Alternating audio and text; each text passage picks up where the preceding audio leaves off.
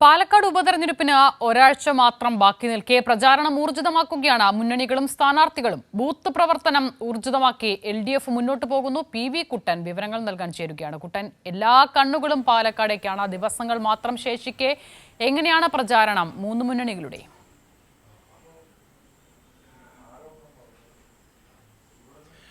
അസിത, നമുക്കറിയാം ഇന്നലെ ചേലക്കരയിലും വയനാട്ടിലും തെരഞ്ഞെടുപ്പ് നടന്ന ഘട്ടത്തിൽ തന്നെ പാലക്കാട്ടും നടക്കേണ്ടതായിരുന്നു. പക്ഷേ പാലക്കാട്ടുകാരുടെ ഒരു ദേശീയോത്സവം എന്ന് തന്നെ പറയാവുന്ന കൽപ്പാത്തി രഥോത്സവം ഈ സമയങ്ങളിൽ വരുന്നത് കൊണ്ടാണ് 20-ാം തീയതിയിലേക്ക് തെരഞ്ഞെടുപ്പ് മാറ്റിയത്. ഇനി 6 ദിവസമാണ് വോട്ടെടുപ്പിനുള്ളത്.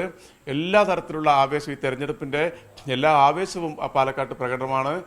നമുക്കറിയാം വലിയ വലിയ വിവാദങ്ങൾ, വലിയ വലിയ വിഷയങ്ങളൊക്കെ ഉയർന്നു വന്ന ഒരു കേന്ദ്രമായിരുന്നു പാലക്കാട്. ഉപതെരഞ്ഞെടുപ്പുമായി ബന്ധപ്പെട്ട് ഒരുപാട് വിഷയങ്ങൾ ഉയർന്നു വന്നിരുന്നു. അപ്പോൾ അതിൻ്റെയൊക്കെ ഒരു കൊട്ടിക്കലാശത്തിലേക്ക് എത്തുന്ന ഒരു മണിക്കൂറുകളാണ്. ഇനിയൊരു 5-6 ദിവസം മാത്രമാണ് ഈ പ്രചാരണം തീരാനും ജനങ്ങൾ പോളിംഗ് ബൂത്തിലേക്ക് എത്താനുമുള്ളത്. വളരെ ആവേശത്തോടുള്ള പ്രചാരണമാണ് 3 മുന്നണി സ്ഥാനാർത്ഥികളും നടത്തുന്നത്. ഞാൻ നേരത്തെ സൂചിപ്പിച്ചതുപോലെ കൽപ്പാത്തി രഥോത്സവത്തിന്റെ പശ്ചാത്തലത്തിൽ ഇവിടേക്ക് നാടിന്റെ നാനാഭാഗത്തു നിന്നുള്ള 10,000-ങ്ങളാണ് കൽപ്പാത്തിയിലേക്ക് ഒഴുകിയെത്തുന്നത്. ഇന്നും രാവിലെ ആ 3 സ്ഥാനാർത്ഥികളും LDF സ്ഥാനാർത്ഥി ഡോക്ടർ P. സരിൻ ഉൾപ്പെടെയുള്ള സ്ഥാനാർത്ഥികളൊക്കെ കൽപ്പാത്തിയിൽ ഉണ്ടായിരുന്നു. വളരെ ആവേശകരമായ പ്രചാരണ പ്രവർത്തനങ്ങൾ നടക്കുന്നു. ഗ്രാമ-നഗര വ്യത്യാസമില്ലാതെ നാടൊന്നാകെ വലിയ ആവേശ ലഹരിയിൽ തന്നെയാണ്. ഇന്ന് ഏറ്റവും പ്രധാനപ്പെട്ടൊരു പ്രചാരണ വിഷയം എന്നുള്ളത് നമുക്കറിയാം. CPM കേന്ദ്ര കമ്മിറ്റി അംഗം EP ജയരാജൻ പാലക്കാട്ട് എത്തിയിരുന്നു. സ്വാഭാവികമായി അതിനകത്തൊരു പുതുമയില്ല. പക്ഷേ കഴിഞ്ഞ ദിവസങ്ങളിലൊക്കെ വന്ന ഒരുപാട് വാർത്തകൾ, വ്യാജ വാർത്തകൾ എന്ന് EP ജയരാജൻ തന്നെ വിശേഷിപ്പിച്ച വാർത്തകൾ ഉണ്ടായിരുന്നു. അതിനകത്ത് ഡോക്ടർ സരിനെ പറ്റി ഉൾപ്പെടെയുള്ള പരാമർശങ്ങൾ എന്നൊക്കെ തരത്തിൽ വ്യാജ വാർത്തകൾ വരുന്നൊരു സാഹചര്യം ഉണ്ടായിരുന്നു. അദ്ദേഹത്തിൻ്റെതല്ലാത്ത വരികൾ അദ്ദേഹത്തിൻ്റെ എന്ന് പറഞ്ഞുകൊണ്ട് പ്രചരിപ്പിക്കുന്ന ഒരു സാഹചര്യം ഉണ്ടായിരുന്നു.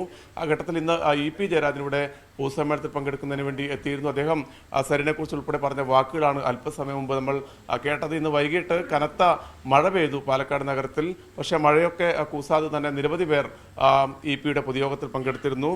അതോടൊപ്പം തന്നെ ഡോക്ടർ P. സരിൻ്റെ വാർത്താ സമ്മേളനം ഉണ്ടായിരുന്നു. അതിനകത്ത് അദ്ദേഹം വളരെ പ്രധാനപ്പെടുന്ന 2 കാര്യങ്ങൾ പറഞ്ഞിരുന്നു. കഴിഞ്ഞ കുറച്ച് ദിവസങ്ങളായി, അതായത് ഈ തെരഞ്ഞെടുപ്പ് അടുക്കുന്ന ഒരു ഘട്ടമാകുമ്പോഴേക്കും സരിനെ വ്യക്തിപരമായി അധിക്ഷേപിക്കുന്നതിനുള്ള ചില നീക്കങ്ങൾ UDF ക്യാമ്പിൽ നിന്നും ഉണ്ടായിരുന്നു.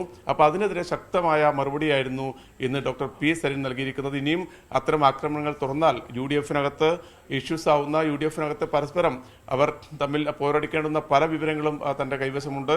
അതൊക്കെ വരും ദിവസങ്ങളിൽ പുറത്തുവിടും എന്നുൾപ്പെടെയുള്ള കർശനമായ മുന്നറിയിപ്പ് സരിൻ നൽകിയിട്ടുണ്ട്.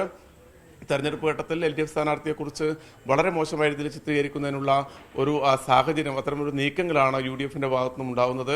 അതോടൊപ്പം തന്നെ മറ്റൊരു പ്രധാനപ്പെട്ട കാര്യം, ഇന്നും നമുക്കറിയാം ഈ തെരഞ്ഞെടുപ്പ് പ്രഖ്യാപിച്ച ഘട്ടം മുതൽ ഡോക്ടർ P. സരിൻ മുതൽ ഇങ്ങോട്ട് ഒരുപാട് നേതാക്കൾ കോൺഗ്രസിൽ നിന്നും ആ പാർട്ടിയുടെ ബന്ധം ഉപേക്ഷിച്ചുകൊണ്ട് LDFനൊപ്പം ചേരുന്ന ഒരു സാഹചര്യം ഉണ്ടായിരുന്നു.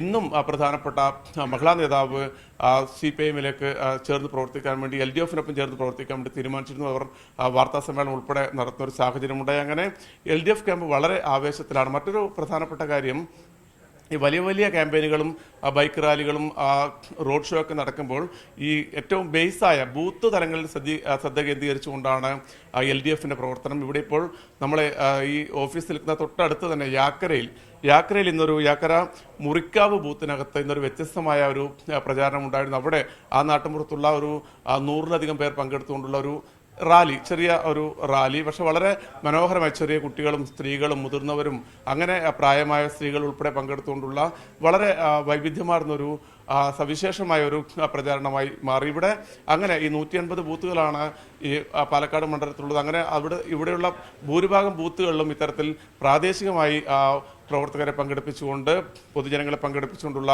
ചെറിയ ചെറിയ റാലികളൊക്കെ നടക്കുന്നുണ്ട്. അതൊക്കെ നേരിട്ട് ഈ വീട്ടുമുറ്റത്തേക്കൊക്കെ ഈ തങ്ങളുടെ ഈ സ്ഥാനാർത്ഥിയെ പറ്റിയും അതോടൊപ്പം തന്നെ പ്രചരണ വിഷയങ്ങളൊക്കെ എത്തിക്കുന്നുള്ള ഒരു ഉപാധിയാക്കിയിട്ടാണ് LDF അത്തരം ഈ റാലികളെയൊക്കെ കാണുന്നത്. ഏതായാലും വളരെ ആവേശം നിറഞ്ഞ പശ്ചാത്തലത്തിലാണ് ഈ പ്രചാരണം പോകുന്നത്.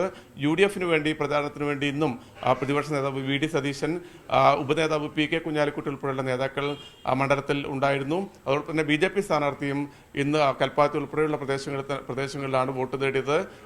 നഗരമേഖലകളിലും ഇന്ന് വോട്ട് തേടി പ്രചാരണത്തിനെത്തിയിരുന്നു. അസിത, ശരി, PV കുട്ടനാണ് വിവരങ്ങൾ നൽകിയത്. ദിവസങ്ങൾ മാത്രം ശേഷിക്കെ എല്ലാ മുന്നണികളും വലിയ ആവേശത്തിലാണ് പാലക്കാടുള്ളത്.